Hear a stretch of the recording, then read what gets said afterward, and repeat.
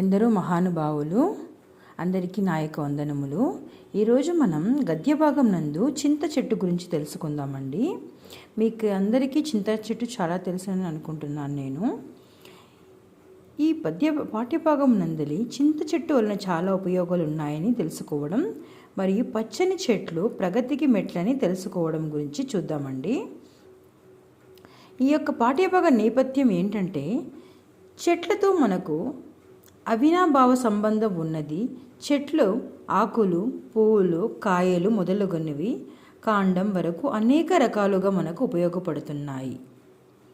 అటువంటి వాటిలో ఒకటైన చింత చెట్టు గురించి తెలియజేస్తూ, చెట్లను పెంచితే అవి మనలను కాపాడుతాయని చెప్పడమే ఈ పాఠం యొక్క ఉద్దేశం.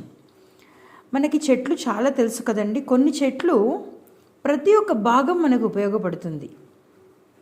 అది ఏంటని మీకే తెలుసు. సో నాకు అది మీరు కమెంట్ చేయండి మీకు తెలిసిందంటే.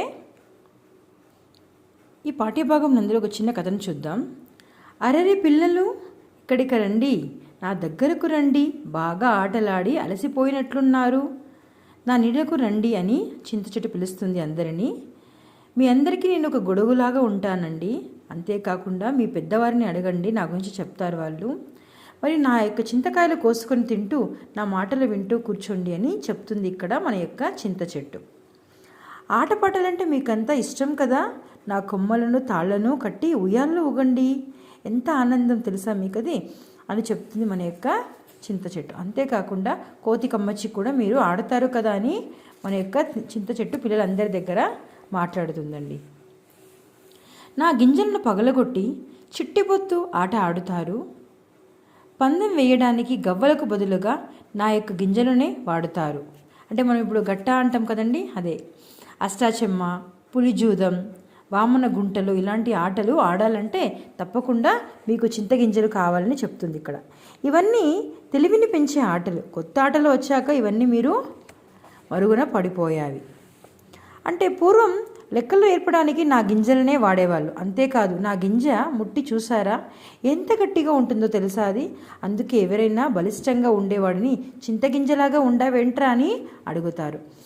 నేను ఎక్కడైనా దొరుకుతాను. అందుకే ఎవరైనా డబ్బులను విచ్చలవిడిగా ఖర్చు చేస్తుంటే డబ్బులను చింతగిల్లులాగా ఖర్చు పెడుతున్నాడంటున్నారు పెద్దలు.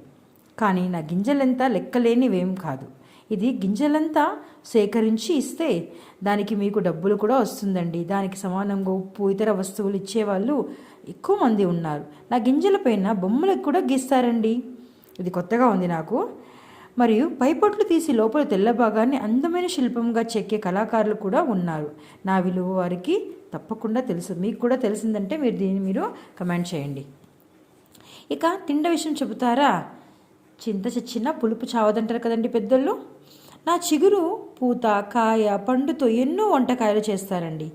నేను లేకుంటే మీకు ముద్ద లోపలికి దిగుదా? తప్పకుండా దిగదండి.